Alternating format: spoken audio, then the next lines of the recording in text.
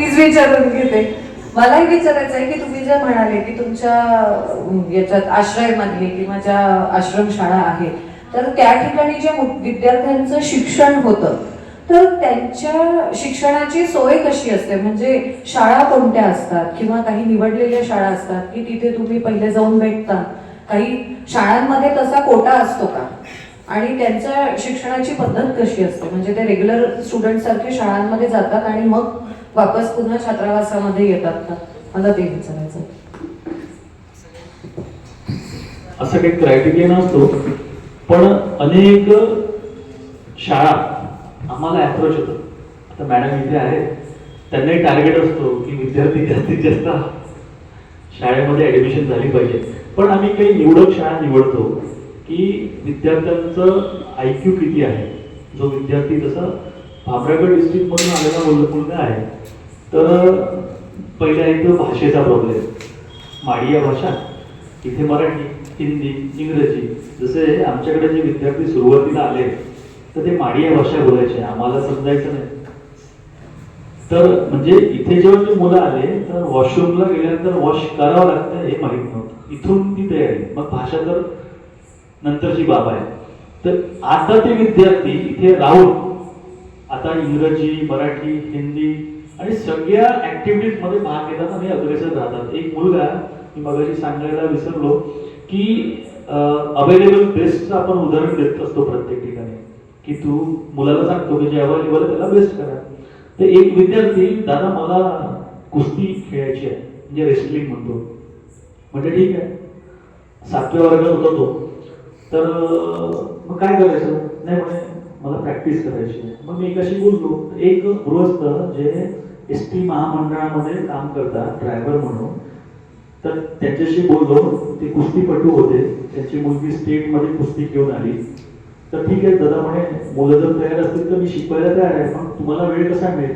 ठीक आहे, 6 वाजता माझी ड्युटी संपत आहे, 6 ते 8 इथे येईल आणि शिकवेल.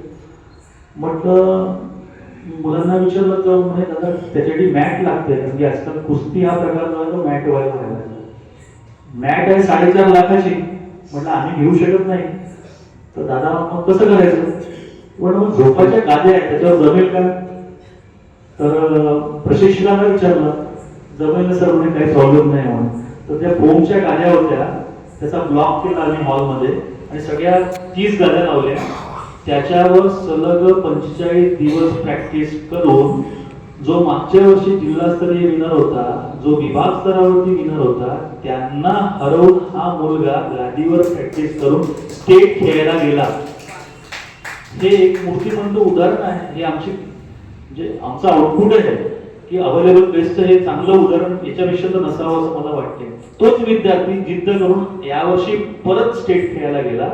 पण फक्त एवढंच आहे की इथून जो प्रशिक्षक तिथे जातात, ते ऑब्जेक्शन वेळेवर रेज करावं लागतात, ते आम्ही करण्यात मागे पडलो. पण आता भविष्यात एक चांगला कोच त्याला मिळावा, त्याचा आम्ही त्याला मानधन देऊ, ते त्याच्या सोबत जाईल आणि विद्यार्थी आपलं नाव करेल आणि आपल्या छात्रावासाचं नाव करेल, आपल्या गावाचं नाव करेल. जो विद्यार्थी स्टेट खेळून आला तो माडिया जमातीचा पहिला विद्यार्थी आहे जो स्टेट खेळून आला. तो आश्रय छात्रावासाचा मुलगा.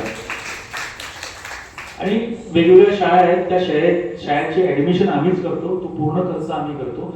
पण यामध्ये आम्ही ज्या शाळेमध्ये पाठवतो त्यांना काहीतरी समाजाला देणे हा भाव त्यांच्या मनात आहे, म्हणून त्यांची जाण्या येण्याची सोय ते खर्च स्वतः करतात. वेळ पडल्या शाळेतर्फे आणि वेळ पडल्यावर धान्य देतात किंवा त्यांना गणवेश घेऊन देतात.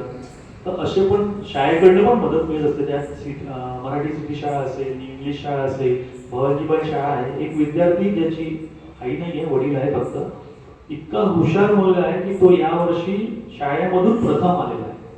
हे मोठी उपलब्धी आहे की अवेलेबल जे आहे त्याच्यातून तो बेस्ट करून दाखवतो. मुलांना हेच मी नेहमी सांगतो आश्रयमध्ये की तुमच्या गावाला अशी फॅसिलिटी आहे का? तुमच्याकडे इथे लाईट आहे, शुद्ध पाण्याची मशीन आहे, 2 टाइम तुम्हाला जेवण मिळतं, फ्रुट्स येत राहतात, सगळं मिळतं तुम्हाला. फक्त तुम्हाला स्वतःला प्रूव्ह करून दाखवायचं आहे समाजाला की आम्ही इथे राहून आम्ही चांगलं शिक्षण घेतलं. एवढंच आपण मार्गदर्शन करू शकतो आणि आम्ही ते करत असतो. आवडीच्या गाण्याचं एक कडवं वेळेचा अभाव आहे, पण एक प्रश्न मला खूप मनापासून पेवतोय आणि तो कदाचित कायदेच्या ह्याच्यात खूप साधा अगदी बेसिक असेल.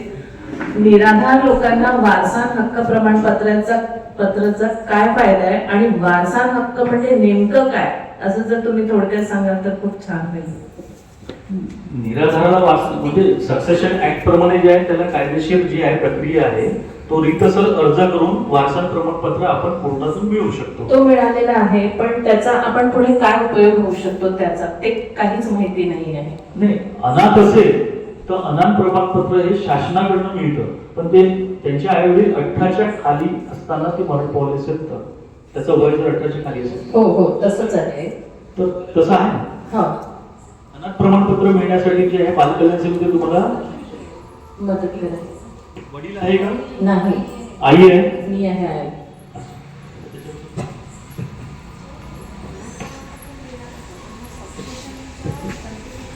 माझा प्रश्न असा आहे सर, निराधार पात्रतेत आल्यानंतर वारसा हक्क प्रमाणपत्र हे कोर्टातूनच मिळालेलं आहे, तर हो. त्या वारसा प्रमाणपत्राचा त्या मुलाला कुठे आणि कसा उपयोग होईल हे माहिती पाहिजे.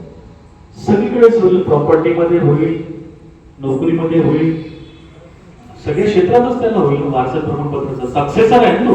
हो. तर सक्सेसर म्हणून जिथे तिथे आहे प्रॉपर्टीमध्ये, जसं वडिलोपार्जित मालमत्ता असेल नाही, त्याच्यात होईल. वडिलोपार्जित मालमत्ता नाही, पण फक्त वडिलांच्या आईचीच असेल तर त्याच्यात काही होऊ शकतं का की नाही होत? नाही, तसं नाही. अच्छा, ठीक आहे, थँक्यू सर. दोघांचेही खूप खूप अभिनंदन. मी ॲडव्होकेट बावनकर, आशिष आणि क्षमा माझे दोघेही कॉलेज मित्र आहेत. मी त्यांना अतिशय जवळून ओळखतो. मला आतापर्यंत असं ऐकायला मिळालं होतं की एका सक्सेसफुल पुरुषाच्या मागे एका स्त्रीचा हात असतो. आता असंही ऐकायला मिळालेलं आहे की एका सक्सेसफुल महिलेच्याही मागे एका पुरुषाचा हात असतो. आता इथे सिद्ध झालेले आहे, यात काही दुमत नाही. मला एक प्रश्न विचारायचा होता क्षमाला.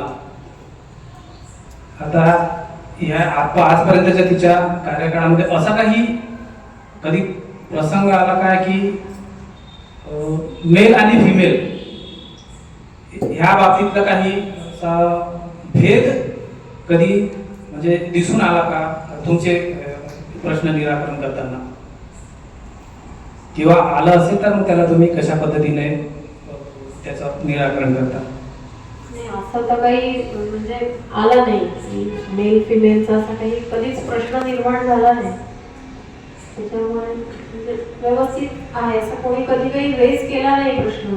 माझा प्रश्न असा होता की एखादा मुलगा ऍडिक्ट झाला आणि ड्रग्सच्या ऍडिक्ट झाला किंवा कोणत्या व्यसनाच्या अधीन झाला, त्याचं निराकरण करताना त्याला प्रायोरिटी द्यायची की एखादी मुलगी ऍडिक्ट झालेली आहे तिचे निराकरण करताना काही तिला प्रायोरिटी द्यायचं, असं तुम्हाला कधी? नाही, दोघांना पण तेवढंच हे देणार. कारण समिती ही बालकांच्या सुरक्षेचा आणि काळजीचाच एक काम करत असते. तर अशा वेळेला तिथे मुलगा मुलगी हा भेदभाव नाही राहणार. त्यांचं पुनर्वसन आणि ते कसे त्याच्यातून बाहेर निघतील याला जास्त प्रायोरिटी असेल. त्याच्यामुळे आम्ही तिथे भेदभाव हा प्रकार येणारच नाही. आणि आम्ही आताही तिथे काम करताना मुलाला जेवढी संधी आहे तेवढीच मुलीलाही आहे आणि त्या अनुषंगानेच त्यांना आम्ही पुढे नेण्याचा प्रयत्न करतो. थँक्यू. स्वाती, पहिले तू कार्यक्रम नको मग काढाय.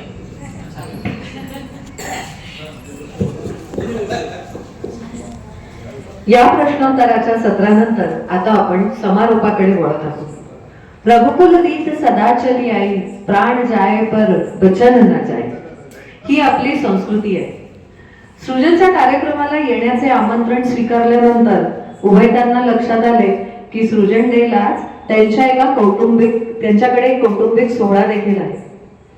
मग आता सृजनच्या पूर्वनिर्धारित कार्यक्रमाला जायचे की कौटुंबिक सोहळ्याला जायचे, असे धर्मसंकट निर्माण झालेले असताना दिलेल्या शब्दाला जागण्याचा संस्कारशील धर्मपाळ या उभयतांनी सृजनच्या कार्यक्रमाला येण्याचे ठरवले, हे कौतुकास्पद आहे.